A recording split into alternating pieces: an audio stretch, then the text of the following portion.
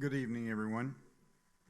It is 6 o'clock, and at this time I will call the regular meeting of the Perry City Council for Tuesday, March the 3rd, 2026 to order. We do have a quorum this evening. Item 3 is the invocation and the Pledge of the Allegiance. Did we lose Dr. Albrecht? He's right there. Okay. No problem. Item 3 is the invocation and the Pledge of Allegiance. This evening, Councilmember Moody will lead us in the invocation, and Councilmember Jones will lead us in the Pledge of Allegiance. If you are able, would you please stand at this time? Let us pray.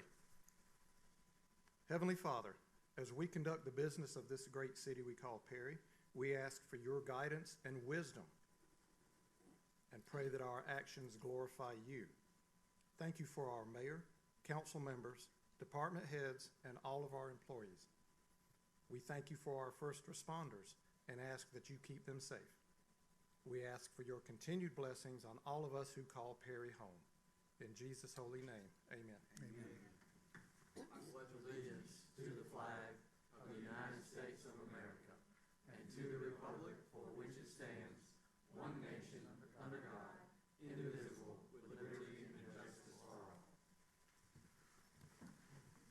Thank you, gentlemen. Yes, sir. Item 4 are citizens with input relative to the agenda.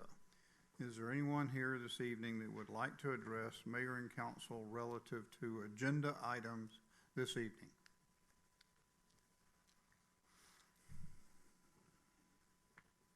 Thank you. Item 5 are appointments. Item 5A is a mayor-council joint appointments. These 5A1 is a housing authority of the city of Perry is recommending the reappointment of Deborah Thomas and the reappointment of Ben Holbert to the housing authority here in the city of Perry. Council members, any questions relative to that? Hearing none, at this time I'll entertain a motion to approve the reappointments that are outlined by the Housing Authority. Second. Motion is second. All in favor, please indicate by raising your right hand. Please let the record show that the appointments were approved unanimously. Item 6, a review of the minutes. 6A, council members, you've been provided the minutes from the February 17th, 2026 pre-council meeting and the February 17th, 2026 regular meeting. At this time, I'll entertain a motion to approve those minutes as presented. Move to approve. Second. Second. Is there any additions, deletions, or changes that you'd like to make to those minutes? Hearing none, all in favor, please indicate by raising your right hand. Please. Dr. Faust was just checking, sir. I appreciate that. Please let the record show the minutes were approved unanimously. Boy, oh boy. Item 7 is unfinished business. And 7A is ordinances for the second reading and adoption. 7A1 is the second reading of an ordinance to amend the city code relative to section 17-56. Ms. Newby? Thank you, Mayor. Mayor and Council, this was brought to our attention by the police department relative to enforcing a noise complaint. Section 17-55 in our code is a very comprehensive section that deals with noise. It also contemplates noise from phonographs, musical instruments, and televisions, which is what this section 17-56 that we would be repealing currently deals with. This was a carryover section from, I believe, the 1966 code. And so this would just be repealing this section and reserving it, and then because it's already contemplated for in the above 17-55. Okay. Questions, council members? Is there anyone here this evening that would like to address mayor and council relative to this ordinance? Thank you. Council members, this time I'll entertain a motion to approve the ordinance as outlined by Ms. Newby. Second. Motion is second. All in favor indicate by saying aye. Aye. Those opposed, same. Please let the record show the ordinance was approved unanimously.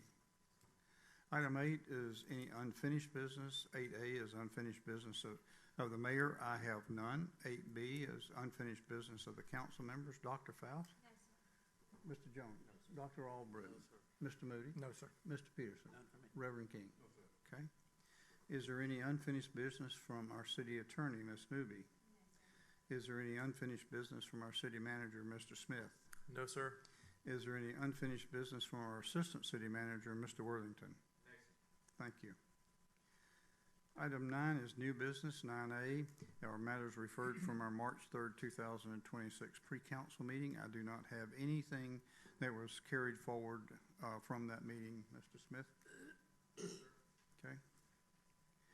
Item 9B are resolutions for consideration and adoption. 9B1 is a resolution to declare certain assets as surplus. Mr. Worthington? Thank you, Mayor. Mayor and Council, the resolution before you declares a 2011 Ford Taurus as surplus. This Taurus is currently in possession of the fire department. However, they've indicated that they no longer need it. It did previously serve as a police vehicle before being essentially handed down to the fire department.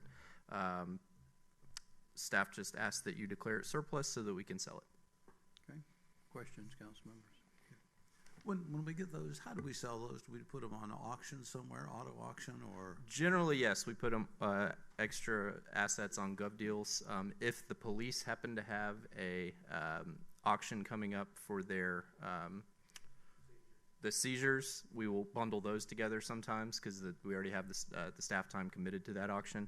However, with police vehicles, we generally also reach out to some of our sister cities around us to see if they'd like to purchase them, because some of our smaller cities that don't have maybe as much revenue as we do like to buy those specialized vehicles, and we're allowed to do that as well. Okay. At this time, I'll entertain a motion to approve the sale of the certain assets as outlined by Mr. Worthington. The motion is second. All in favor, please indicate by raising your right hand. Please let the record show that the resolution was approved unanimously. 9B2 is a resolution to abate public nuisance for 1106 Creekwood Drive. Ms. Newby? Thank you, Mayor.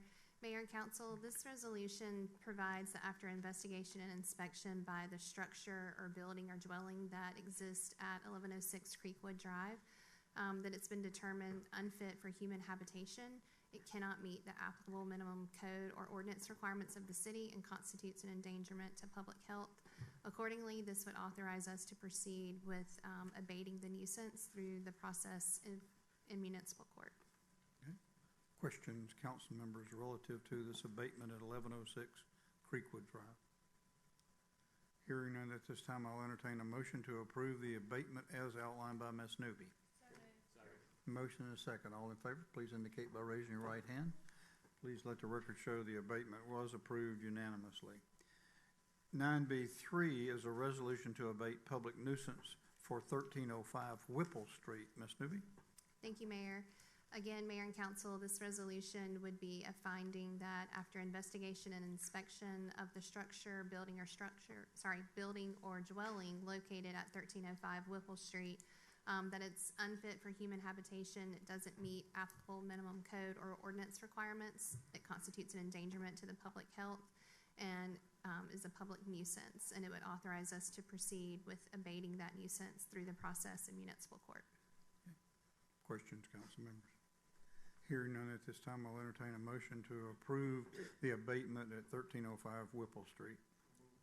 Motion and a second. All in favor, please indicate by raising your right hand. Please let the record show the resolution was approved unanimously. 9C is the Oconee Drug Task Force, Middle Georgia Gang Task Force Intergovernmental Agreement. Chief?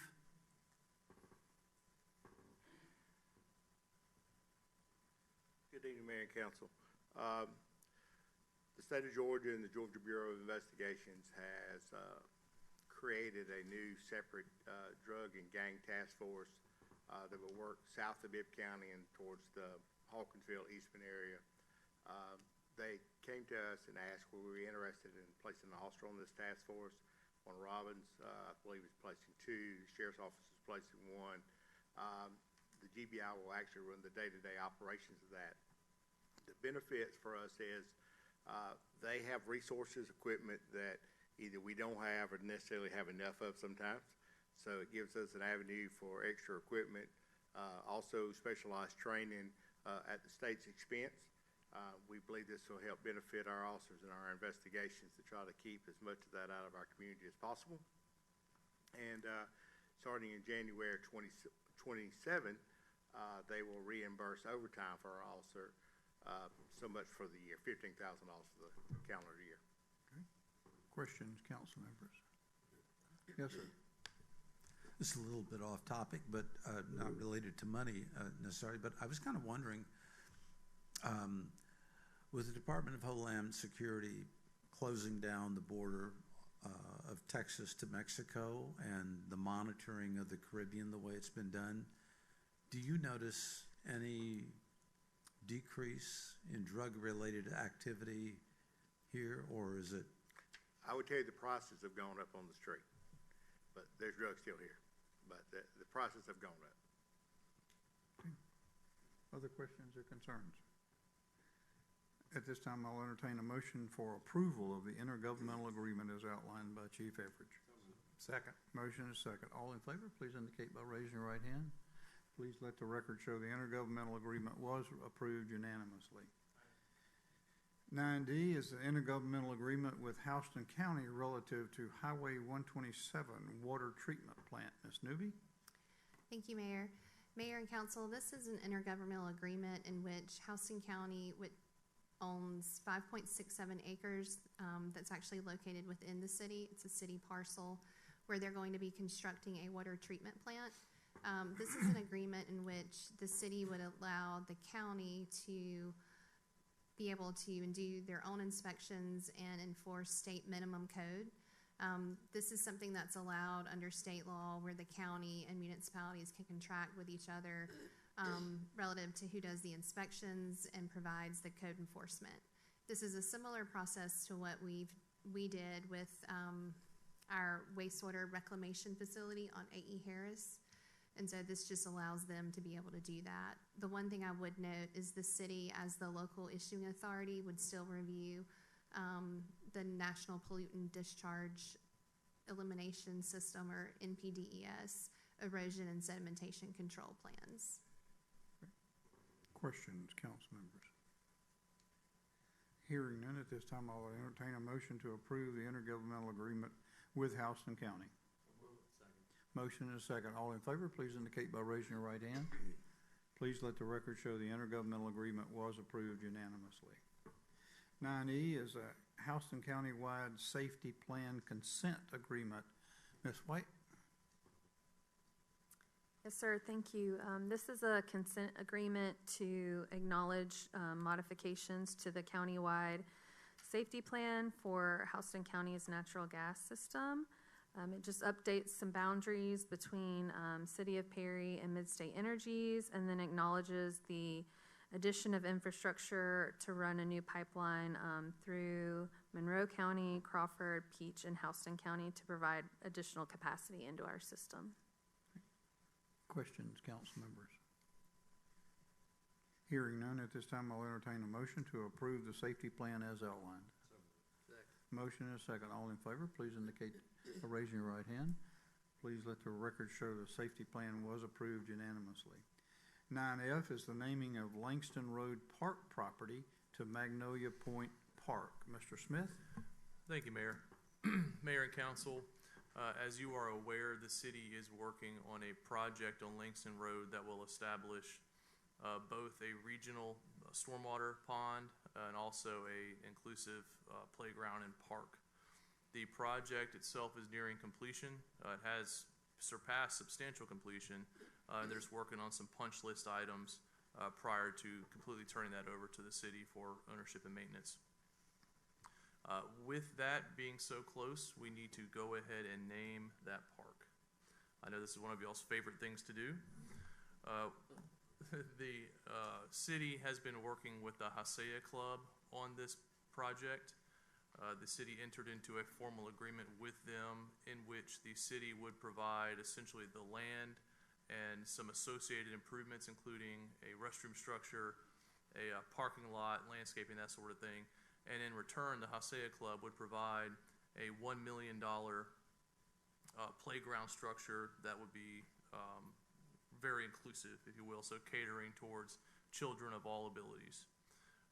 Certainly something that we've been very interested in, and it's progressed along quite well. As part of that agreement, the club is actually able to make a recommended name to you all insofar as naming that park. Now, you all obviously have the final say in what the name of that park is. However, they do have a recommendation for you. We hope that they'd have some in attendance this evening to present that recommendation to you all. They were unable to attend. However, they did provide a statement that I would like to read to you all. On behalf of the Hasea Women's Club, we are honored to present the official name request for our inclusive playground project, Magnolia Point Park. The selection of this name is deeply rooted in our club's identity and mission. Our club's name, Hasea, is a Navajo word meaning to rise up. Our official club flower is the magnolia, chosen because it symbolizes perseverance, dignity, and strength. These qualities reflect the resilience of the children and families we hope to serve, and our commitment to ensuring every child has a place to rise up, overcome challenges, and thrive. By using the name Magnolia Point Park, we aim to create a landmark that embodies a steadfast dedication to accessibility for all.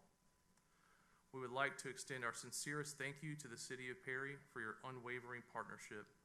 This project would not be possible without your support and shared vision for a more inclusive community. We would also like to announce that as of this week, we are $100,000 away from our fundraising goal of $1 million. We look forward to our continued work together to make Magnolia Point Park a reality for our wonderful city. So as you can see, the club is recommending to the city Magnolia Point Park. Administration actually concurs with the recommended park name, if you will. A couple other reasons too. The club did an excellent job, I think, outlining why they would like for it to be named Magnolia Point Park. Just some added information. The recommended name does not violate any established city policies.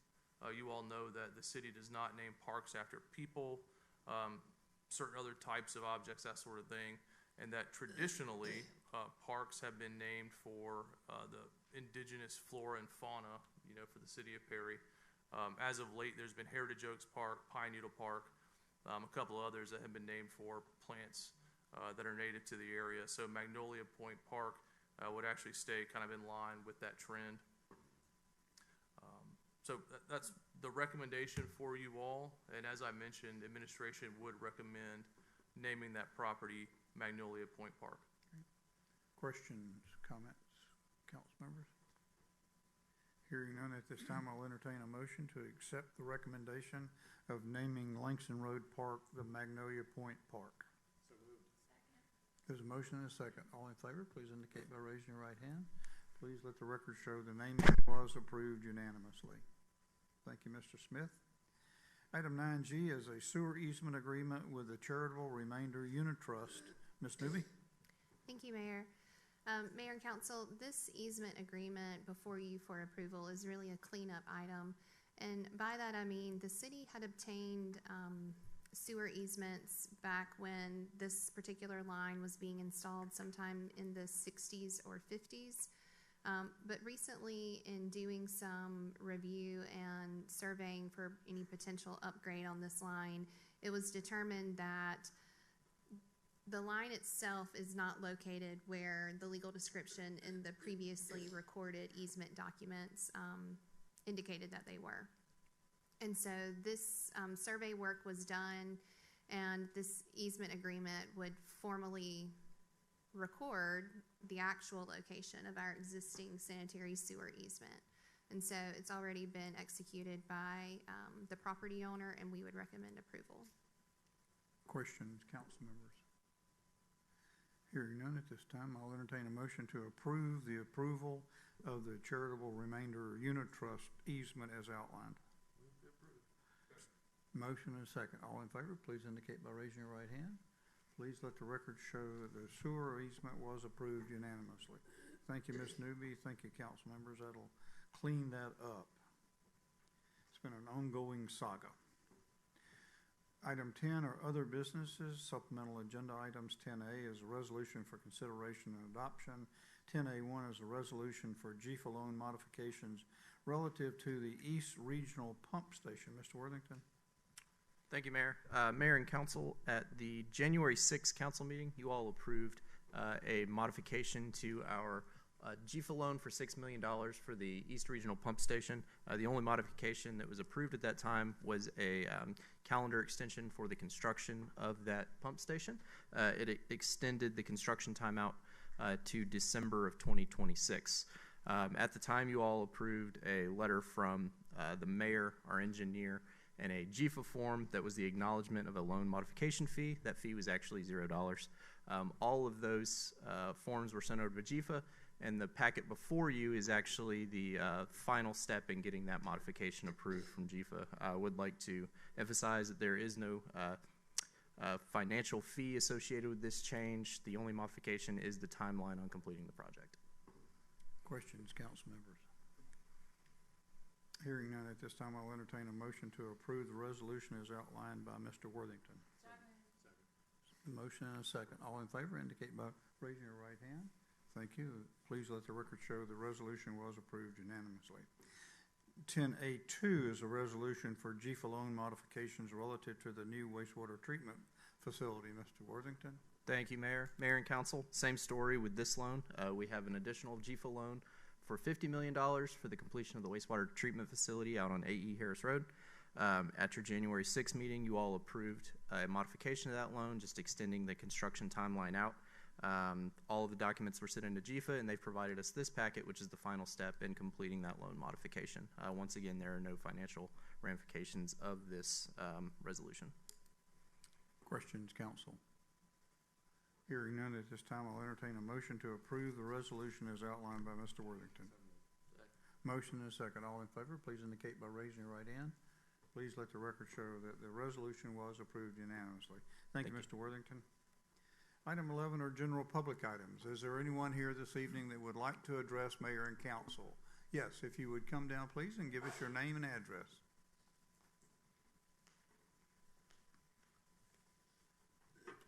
Greetings, Mayor and Council. Elizabeth Baker, 1306 Swiss Street. I feel like I should say my name is the Lorax because I speak for the trees. I just wanted to come and address y'all just briefly about the trees that we're losing here in Perry. And I know that I've spoken to several of y'all, and y'all are revisiting the tree ordinance, and which I would encourage y'all to do so. I've read the tree ordinance. I think that the one we have in place is very thoughtful and is very well intended, but it just doesn't have enough teeth to keep these builders from knocking down the trees. And the real issue is money. It just makes more monetary sense for them when they buy a wooded lot to knock down these old growth and heritage trees. One good example is the lot over on Northside Drive that had, I guess, probably 10 maybe large old growth trees. If the large scale of that project made it such that it was difficult to complete the project without knocking down the trees, without taking out the trees, and if they had built it smaller, building it larger, they probably added 6 units. And so if you just do money math on that, that probably added $10,000 a month. Well, by the time they reach profitability, it would take them, 8 months to pay for the trees that they have to replace those old growth trees with? Well, then they have 30 years to make the profit on those extra units. So whenever you look at something like that, it's very hard to deter them with having to replace the trees that they take down. It's not a very good deterrent. And so when you have a situation like that, any good businessman is going to take down trees every single time. And we only have so many trees, and they're replacing them. And I have been told by very well-meaning people, they have said that, progress is ugly, change is hard, and then when we get to the end, it's going to look nice. I'm old. I'm 62, and I don't have time to wait for these trees to get big. I just don't. And two, when you look at just the nature of trees, 52% survive, what, a year? It's a study. They've done a study. You can Google it. And so that's why we have the bond, the year bond, to make sure they live. That's why we have that. And then the nature of trees is such that if you think about how many acorns fall and how many little seedlings go, not very many of those live. That's why you only have a few old growth trees that survive. And those are the ones that are resilient to wind and pests and whatever, and that's why you have those. So when you smack down one, you have no guarantee with what you replace it with is going to live. And then, and then what we're replacing with, I know, are 4-inch caliper trees, but where they're having to place them with these very small green space setbacks, they're going to have to be cut down in a short period of time. And they're replaced right close to the buildings, so they don't really have a very good chance of ever making it to any substantial size. We thank you for your thoughts. All righty. We'll take that under consideration as they're working on that tree ordinance. And I have several suggestions. If y'all will look at these other cities, I mean, there are cities that are very successful. As Hilton Head is one where they're very scared to cut down trees. So there are cities that are doing this, and cities in like Madison, Charleston, Savannah. So there are cities that are having growth and are dynamic, but are actually keeping their green space. Okay. And thank you so much. Appreciate your comments. Mayor, could I follow up on Ms. Baker's comments, if you don't mind? That's fine. I think tree canopy is a quality of life amenity. And I think with the city, there appears to be a disconnect between what you all want to see out of our tree ordinance and what's actually happening on the ground. So yes, we are working on that. That has been a significant topic of discussion at the city with staff for some time now. We hope to have something back to you all soon.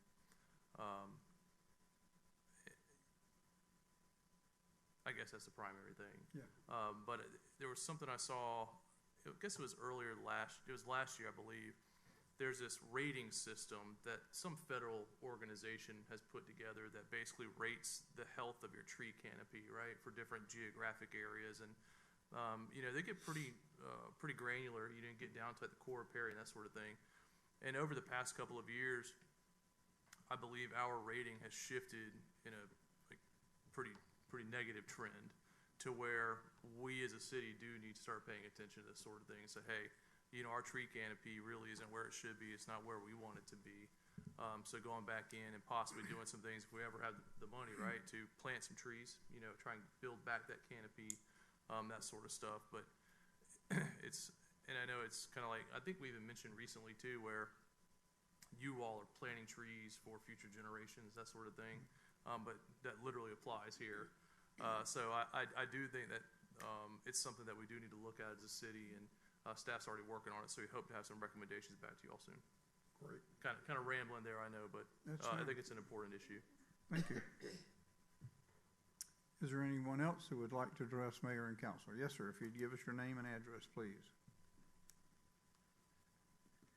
Good evening, Curtis George, 154 Fairway Oaks Drive.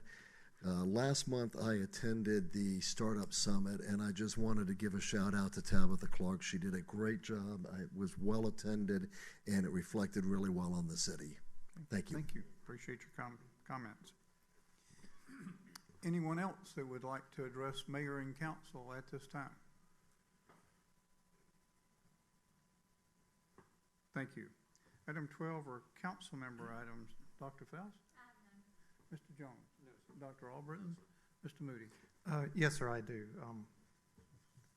I'm very proud of our staff, our department heads, all the employees of the city of Perry.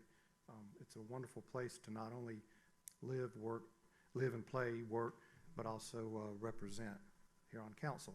So I noticed in the current issue of Georgia Municipal Association's Georgia's Cities magazine, Perry is referenced, or Perry is mentioned in 3 different stories. And If I may, I'd like to recognize the employees. Last fall, Georgia Municipal Association held their Human Resources Administration Certificate Program.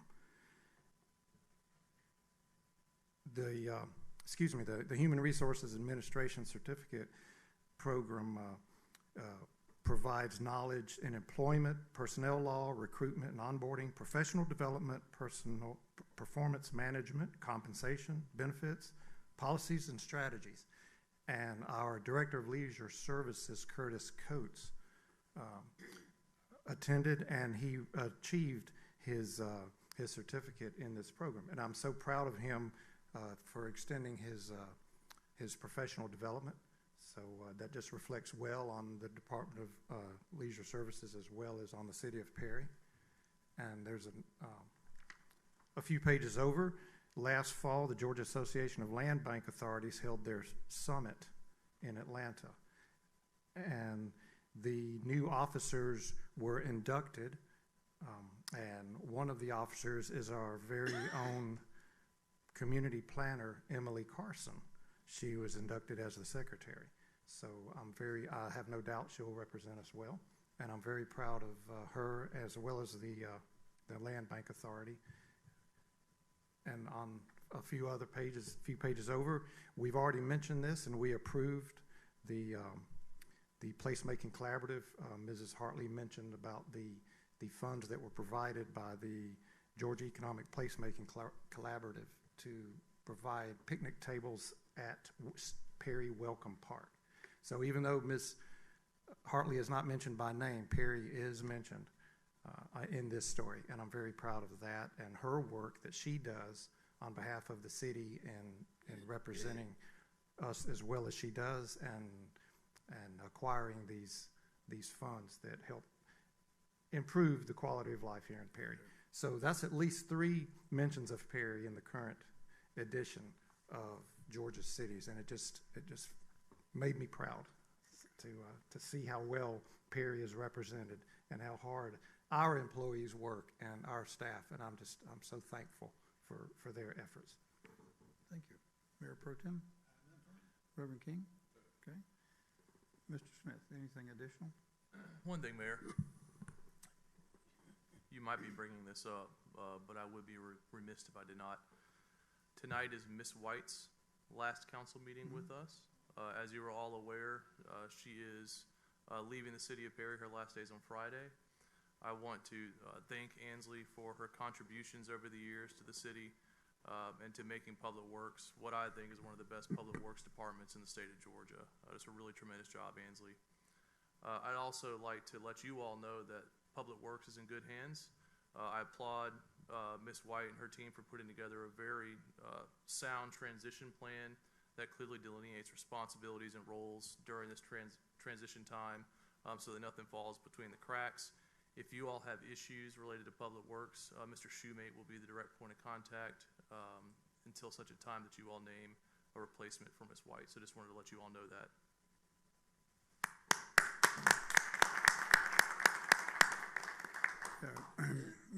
I would like to add to that.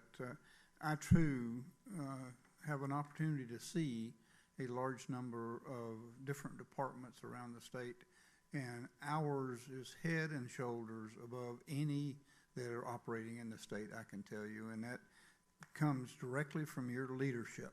And I thank you for what you've done for the city of Perry the years that you've been here. So thank you very much, and the best of luck in your new adventure. Anything else?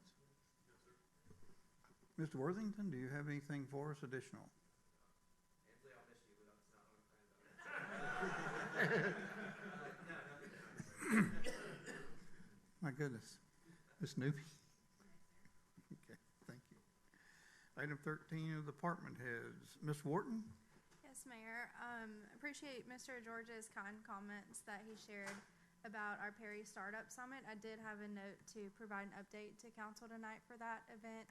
Over the course of the day and a half, we had 65 people sign in for that, which is more than last year and more than the year before. So we're seeing continued growth, and it really was a tremendous event with a good lineup. So I think it was very beneficial for the community.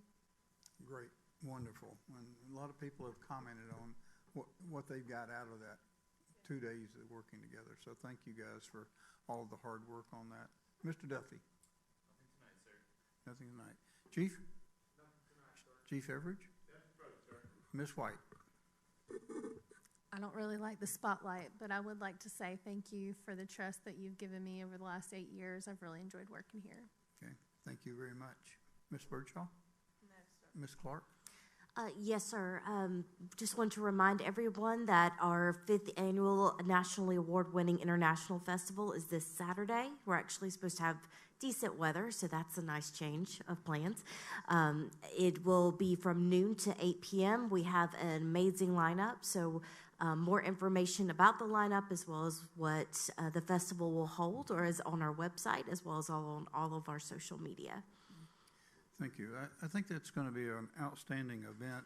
I've had a lot of communication from a number of people throughout the state that have been asking about that and the time on when it's going to be held and making their plans to attend. And it's just not in our Middle Georgia region. This is reaching out to people in Savannah and people in Atlanta. So, I mean, it is quite a draw. So I think it's going to be a very fun event. So we appreciate all the hard work. Ms. Warren, is there anything from the city clerk's office? Okay, thank you. Item 14 is mayor items. Again, the International Festival is this weekend, and we encourage you to come out and enjoy that with us. Also, I'd like to remind everybody that our meetings are open to the public, and we would encourage your interest and participation. I have a number of people who ask me how can they get involved in city business, and this is one way of doing it.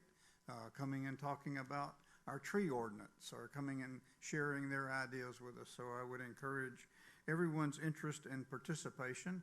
Our next meeting will be on March the 16th with our work session here at 5 o'clock, with our March the 17th with our pre-council meeting at 5 and our regular council meeting at 6 o'clock. So given that, council members, is there anything else that needs to come before us this evening before we stand adjourned? Hearing none at this time, I'll entertain a motion to stand adjourned until the 16th. So moved. Second. Motion is second. All in favor, please indicate by raising your right hand. We are adjourned. Council members, before you leave, I do need you to sign the abatement forms on the 2 resolutions that we passed.